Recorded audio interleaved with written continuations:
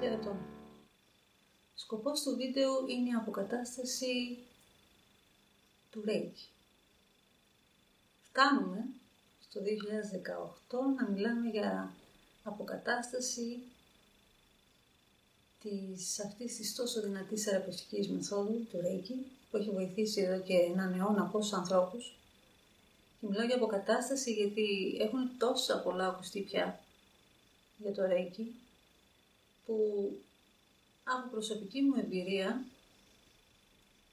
καθώς βρισκόμουν μακριά από την Αθήνα βέβαια και δεν είχα αντίληψη το τι γίνεται στην Ελλάδα σε σχέση με τις ενεργειακές θεραπείες και τα θεραπευτικά συστήματα,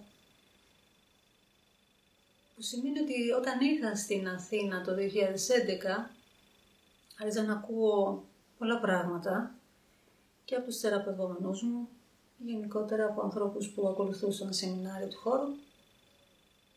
Έτσι, από το 11 μέχρι το 18 προσπαθούσα να κρατήσω μια σιωπή γύρω από το θέμα αυτό των ενεργειακών θεραπείων και σεμιναρίων, αυτό που γίνεται στην Ελλάδα. Αλλά πλέον υπάρχει μια εσωτερική ανάγκη για αποκατάσταση γύρω από το όνομα που λέγεται Reiki και γύρω από το Mikao Shui.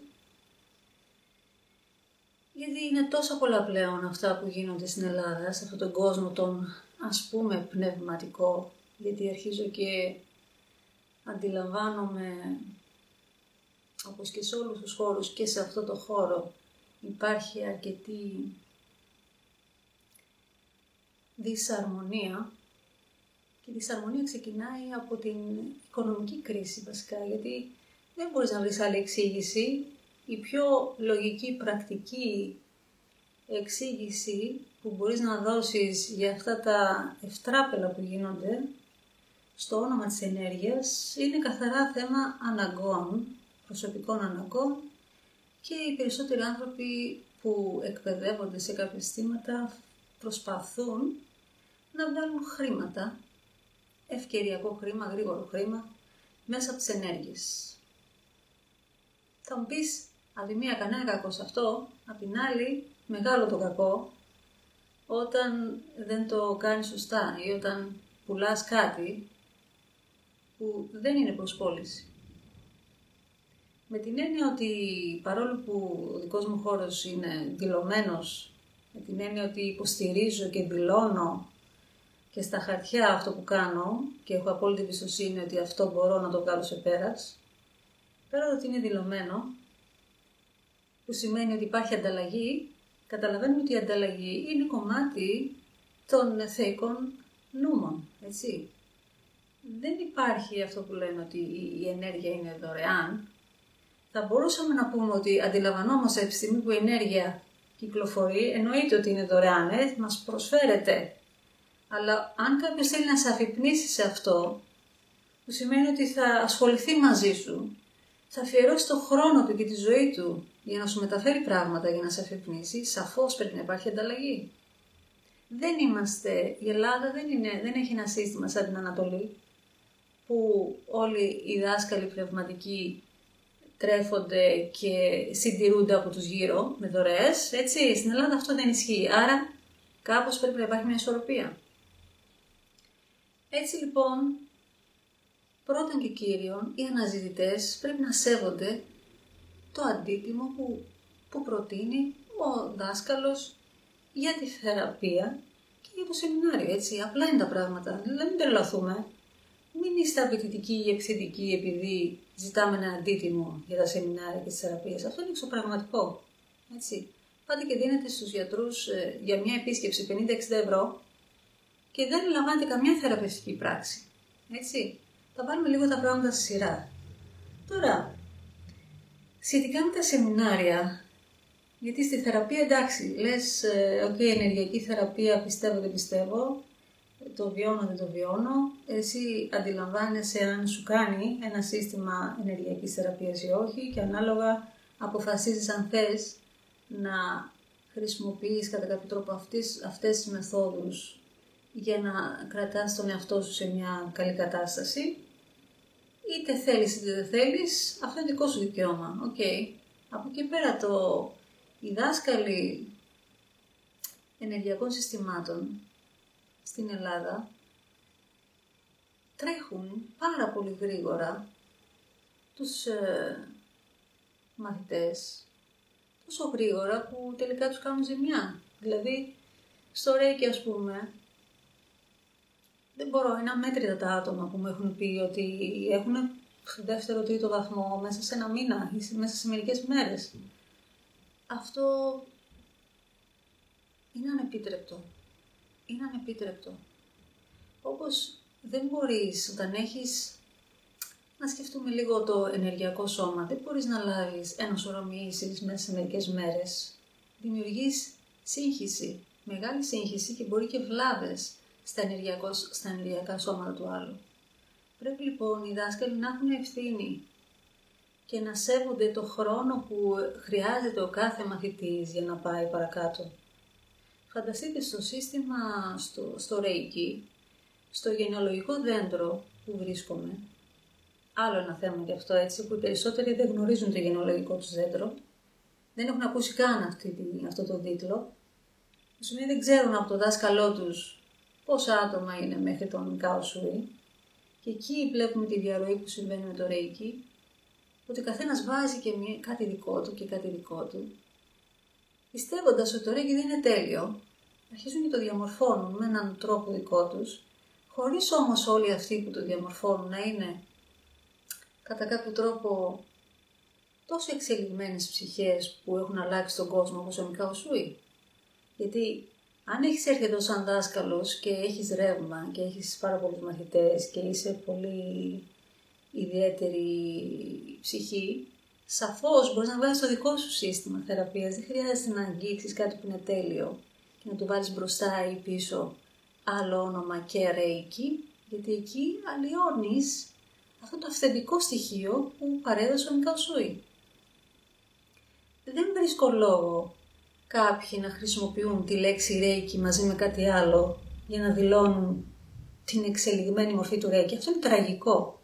Το Reiki δεν έχει ανάγκη να εξελιχθεί, γιατί είναι από μόνο του τέλειο. Όποιος δεν έχει αντιληφθεί τη δύναμη του Reiki, το φως του Reiki, τότε δεν έχει λάβει Reiki. Έτσι. Και όσες συζητήσεις έχω κάνει με ανθρώπους που έχουν λάβει Reiki, αντιλαμβάνομαι από 3-4 ερωτήσεις ότι δεν έχουν λάβει Reiki. Δηλαδή, δεν μπορείς να λάβεις Reiki σε 3 ώρες. Δεν μπορείς να λάβεις Reiki χωρίς 4 μιλήσεις για τον πρώτο βαθμό. Έτσι. Δεν μπορείς να λάβεις Reiki χωρίς συγκεκριμένες τεχνικές που υπάρχουν μέσα στον πρώτο βαθμό. Δεν μπορείς να λάβεις Reiki χωρίς να μην έχεις πάρει τις 5 αρχές και να μην δουλεύεις και να μην είναι ο βασικός παράγοντας εργασίας, το βασικό κομμάτι εργασίας για τον πρώτο βαθμό. Έτσι, και πολλά άλλα. Δεν μπορείς να έχεις πρώτο βαθμό να μην ξέρεις το γενεαλογικό σου δέντρο. Όλα αυτά αρχίζουν και δείχνουν ότι υπάρχει μια μεγάλη τεράστια διαρροή σε αυτό που σου έχουν δώσει. Σαφώς και από την πλευρά τους οι δάσκαλοι και αυτοί έχουν πάρει κάτι ανάλογο που δεν ήταν ολοκληρωμένο και έτσι η εικόνα για το Reiki φαίνεται ότι δεν είναι καθαρή. Βέβαια, η ίδια η σοφία, η ίδια ενέργεια του Reiki λειτουργεί με έναν τρόπο πώς. Το ίδιο το Reiki κλείνει τον διάβλο σε ανθρώπους που πάνε να εκμεταλλευτούν την ίδια την ενέργεια του Reiki. Και έτσι οι άνθρωποι δεν νιώθουν τίποτα. Και δεν βλέπουν και καμία διαφορά. Και δεν έχουν καμία εξελικτική πορεία. Γιατί η πρακτική, η εφαρμογή, η μοίηση, όλα αυτά είναι λανθασμένα. Όταν είναι λανθασμένα, τότε σαφώς ο άνθρωπος βγάζει το συμπέρασμα ότι δεν λειτουργεί το Reiki. Και σίγουρα κάποιοι άνθρωποι που έχετε μελετήσει και έχετε διαβάσει λίγο περισσότερο γύρω από αυτόν τον κόσμο, θα βλέπετε γύρω σας ανθρώπους που δηλώνουν έχουν το 2ο βαθμό, τον 3ο βαθμό και είναι γεμάτοι έπαρση, είναι γεμάτοι εγωισμό, είναι γεμάτοι περηφάνεια. Έχουν ξεφύγει αυτό που λένε ότι νιώθουν ότι είναι πόσα και πόσα δεν ακούμε, έτσι. Ο ένας είναι από τον τάδε πλανήτη, ο άλλος είναι η εσάρκωση του τάδε κλπ. Χάνεται ο άνθρωπος όταν πάει να αφυπνιστεί το ηλιακό πλέγμα και δεν υπάρχουν αρετές και βγαίνουν τα ελαττώματα και γίνονται πιο έντονα, γιατί στο 2ο βαθμό αυτό γίνεται.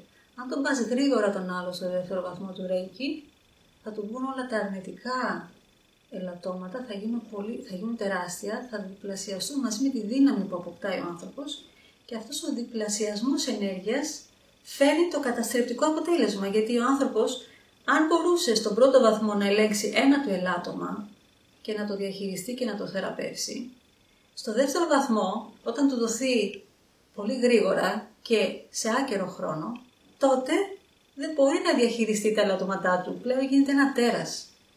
Και το έχω δει αυτό σε πάρα πολύ κόσμο.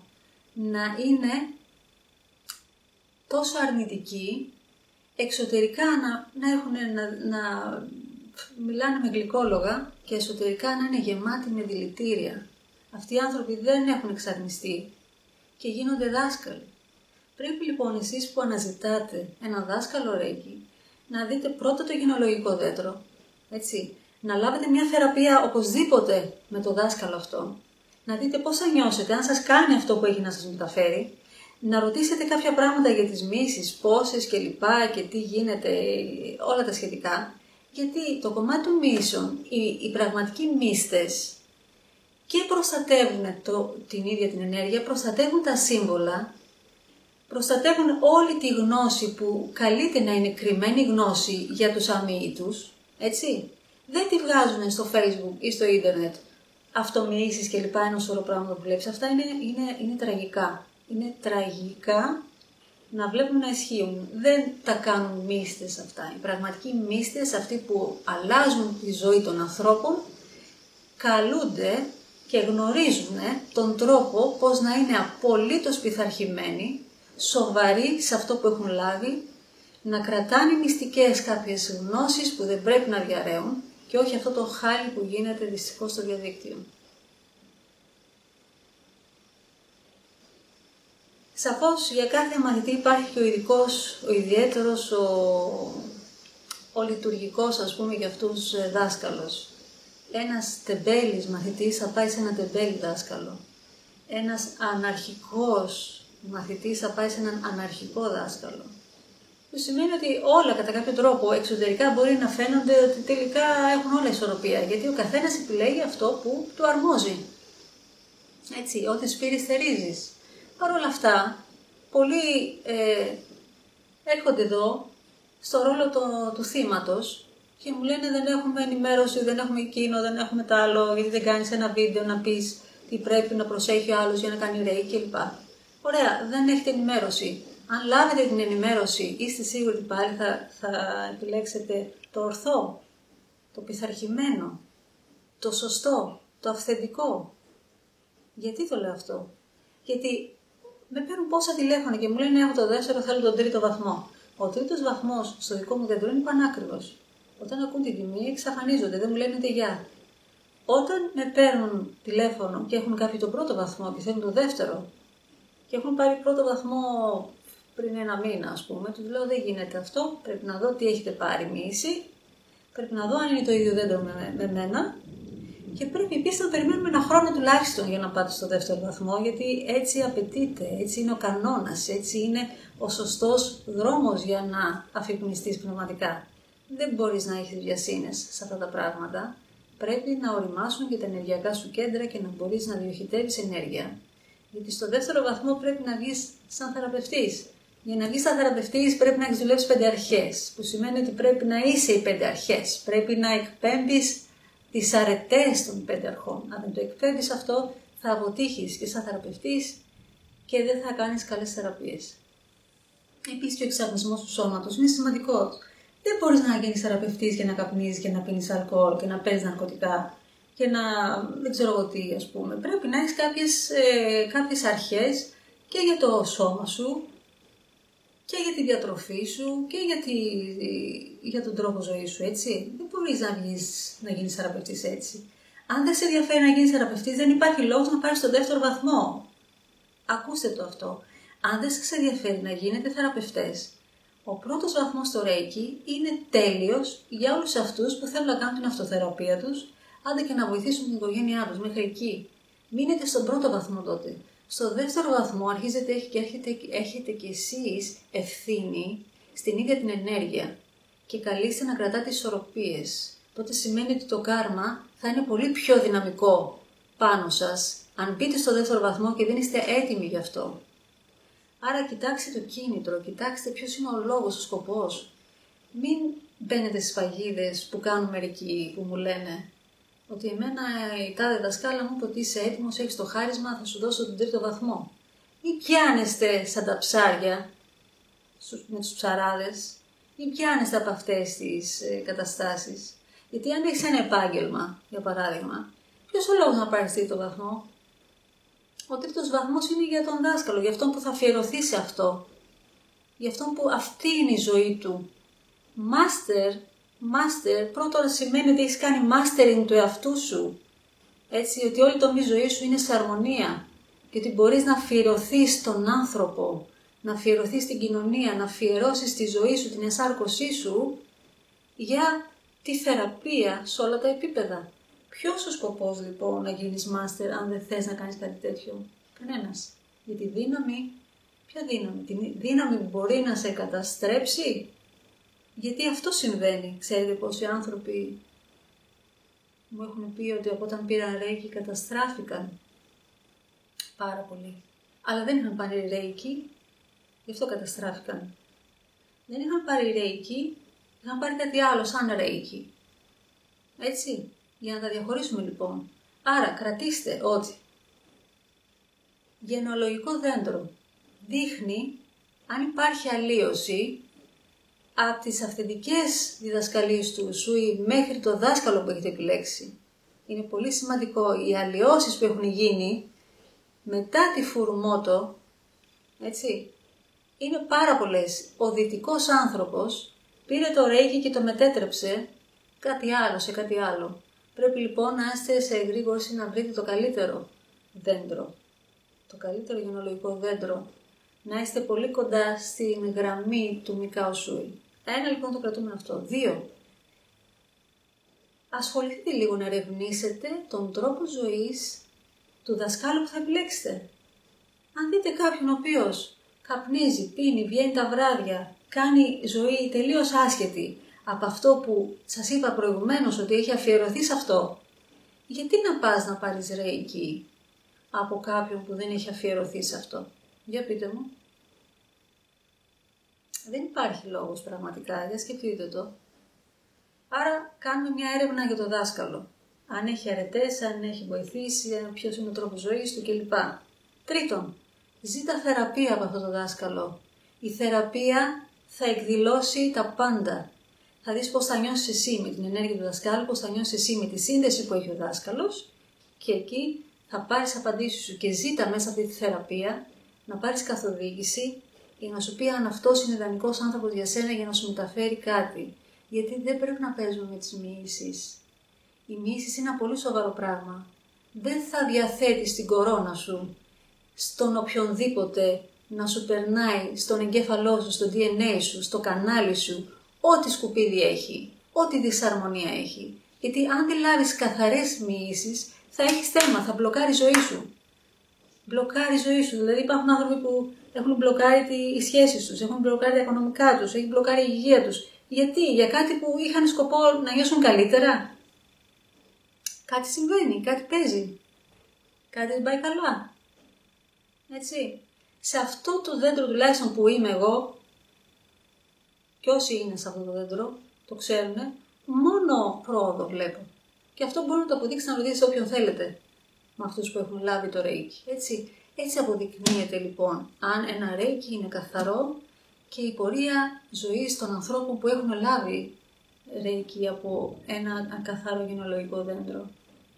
Μετά τη θεραπεία λοιπόν από έναν δάσκαλο, μελλοντικό δάσκαλο που θέλετε να επιλέξετε, αφού θα έχετε πάρει την καθοδήγηση, μπορείτε να πάτε να μπείτε σε αυτό το μονοπάτι. Αλλά πρέπει πρώτα να ρωτήσετε και τον εαυτό σας. Είμαι έτοιμος για διδασκαλία που σημαίνει είμαι έτοιμος και για πρακτική εφαρμογή? Ή είμαι έτοιμος για εξαγνισμό, άρα να κάνω μερικές θεραπείες πρώτα και μετά να δω αν είμαι έτοιμος για να πάρω μοιήσεις και να κάνω δική μου προσωπική πρακτική? Γιατί αν είσαι άνθρωπος που δεν έχεις πειθαρχία, που είσαι τεμπέλης, που έχεις κακές συνήθειες, κάπνισμα, αλκοόλ, κρέας κλπ. ας μείνει στις θεραπείες καλύτερα. Ας μείνει στις θεραπείες, γιατί η ίδια η ενέργεια θα έρθει σε σύγκρουση με τις δικές σου. Εσύ θα έρθεις σε σύγκρουση βασικά με την ενέργεια. Γιατί δεν θα εφαρμόζεις αυτά που έχεις διδαχθεί. Αν δεν τα εφαρμόσεις, το ίδιο το ρέχει πάλι, θα αρχίσει να κλείνει τη δίωδο. Γιατί δεν το θες. Γιατί δεν ακολουθείς τη ροή. Γιατί δεν ακολουθείς αυτές τις αρχές που έχεις λάβει. Δεν ακολουθείς τη διδασκαλία. Άρα ποιος ο λόγος να πάρεις διδασκαλία? Έχω αποθαρρύνει πάρα πολύ κόσμο να μην πάρει ρέικι όταν είναι στην κατηγορία των θεραπευόμενων και όχι των μαθητών. Πρέπει λοιπόν πρώτα και εσείς να βάλετε τον εαυτό σας σε ποια κατηγορία ανήκετε. Είστε στους θεραπευόμενους? Γιατί υπάρχει το ταμπού αυτό ότι εγώ μια χαρά είμαι, γιατί να μην πάω στο μονοπάτι της διδασκαλίας? Η θεραπεία δεν τελειώνει ποτέ, έτσι, ποτέ. Άλλο το να λες ότι εγώ συνεχίζω να θεραπεύομαι και μέσα από διδασκαλίες που λαμβάνω, αυτό είναι ορθό, κατανοητό. Άλλο όμως να με βρει σε ένα χρόνο πάρα πολύ δύσκολο, που έχω πάρα πολύ φορτίο, πάρα πολλά πράγματα να λύσω, πάρα πολλοί τομείς σε αναρχία και σε δυσαρμονία. Πού θα πας με όλη αυτή τη δυσαρμονία? Δεν πρέπει πρώτα να πάρεις μερικές θεραπείες, να δεις πώς κινείται η ενέργεια και η ροή στη ζωή σου? Σιγά σιγά, μην βιάζεσαι, μην βιάζεσαι. Όποιος βιάζεται σκοντάφτει, Όταν έχεις ένα τόσο μικρό ενεργειακό κέντρο, και θες να πάρεις πρώτο, δεύτερο, τρίτο βαθμό και να βάλεις όλη αυτή την ποσότητα ενέργειας, τη δυναμική ενέργεια που θα έρθει για σένα, τι θα γίνει εδώ? Θα γίνει έκρηξη. Δεν αντέχει ενεργειακό κέντρο. Αν δεν οριμάσει, δεν μπορείς να καταπιέσεις ένα λουλούδι, ένα άνθος, να ανθίσει πριν την ώρα του. Θα πάει σιγά σιγά με τον καιρό του. Έτσι και τα ενεργειακά κέντρα. Μην βιάζεστε. Δημιουργούνται βλάβες. Μακριά από ανθρώπους που εκθέτουν σύμβολα και γνώσεις που είναι κρυφές. Μακριά από ανθρώπους που θέλουν να σας πουλήσουν πάρα πολλά σεμινάρια για συμφέροντά τους, έτσι, καθαρά για οικονομικούς λόγους το κάνουν. Δεν υπάρχει άλλο σενάριο. Δεν είναι ότι είσαι ο ιδανικός για να πάρεις 3 βαθμούς, ας πούμε, σε 2 Σαββατοκύριακα. Δεν γίνεται αυτό, δεν ισχύει. Πώς να το κάνουμε? Δεν συμβαίνει αυτό το πράγμα. Και αν είσαι ιδιαίτερη περίπτωση, μία στο τόσο, σαφώς θα σε πάει πιο γρήγορα, αλλά όχι πάλι μέσα σε μερικές εβδομάδες, έτσι. Ξεκάθαρο αυτό. Επίσης, να ξέρετε για τον 3ο βαθμό του Ρέικι,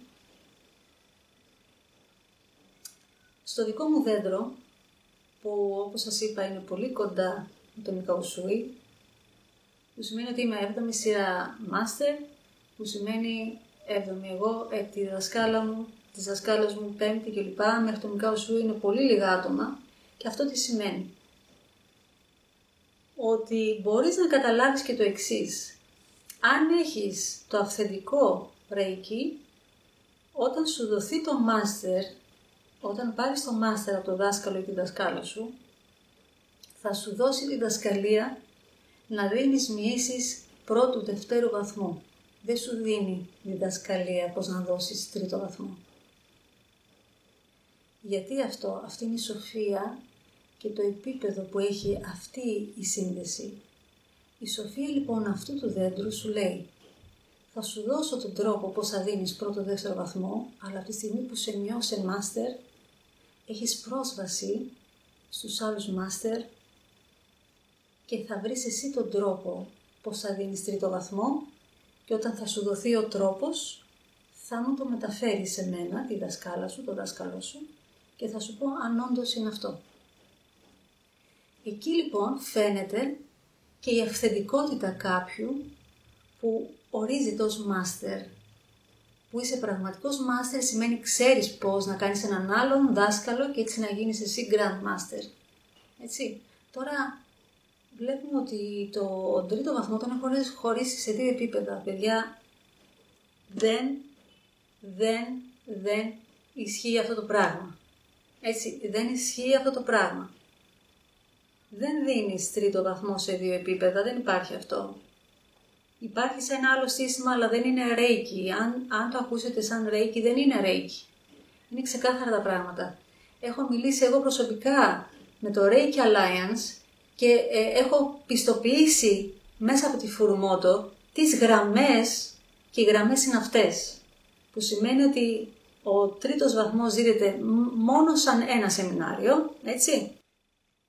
Όταν πάρεις τρίτο βαθμό δεν παίρνεις τον τρόπο πώς θα δώσεις, πώς θα ορίσεις ένα μάστερ, που σημαίνει ότι εσύ αφού μεταβαίνεις στο Grand Master επίπεδο, γνωρίζεις πολύ καλά πώς θα το κάνεις και απλά παίρνεις την επισφράγιση από τον δάσκαλό σου. Έτσι, αυτό είναι πάρα πολύ σημαντικό. Πάρα πολύ σημαντικό. Γιατί πολλοί όταν ακούνε αυτόν τον τρόπο, κάνουν τη μετάβασή τους σε ένα άλλο δέντρο για να τους το κάνεις πιο εύκολο, για να γίνουν μάστερ με ένα άλλο σύστημα, αλλά και αυτό δεν επιτρέπεται. Δεν επιτρέπεται να έχεις πάρει πρώτο βαθμό από τον Α, δεύτερο βαθμό από το Β, τρίτο βαθμό από το Γ. Έχεις πάρει 3 διαφορετικά δέντρα. Και ποιος ξέρει τι σύμβολα. Γιατί και τα σύμβολα έχουν αλλοιωθεί. Αυτά που κυκλοφορούν στο διαδίκτυο δεν είναι τα πραγματικά σύμβολα. Και τα βλέπει ο άνθρωπος και γίνεται μετάδοση ενέργειας σε κάτι που δεν είναι σωστό. Και έτσι όλοι αυτοί που εκθέτουν κάτι σαν ρέικι δημιουργούν βλάβη τελικά στα μάτια των ανθρώπων και πλανεύουν τους ανθρώπους, δεν υπηρετούν τους ανθρώπους. Σκεφτείτε το λίγο, κάντε έρευνα. Αυτά είχα να πω. Να είστε καλά.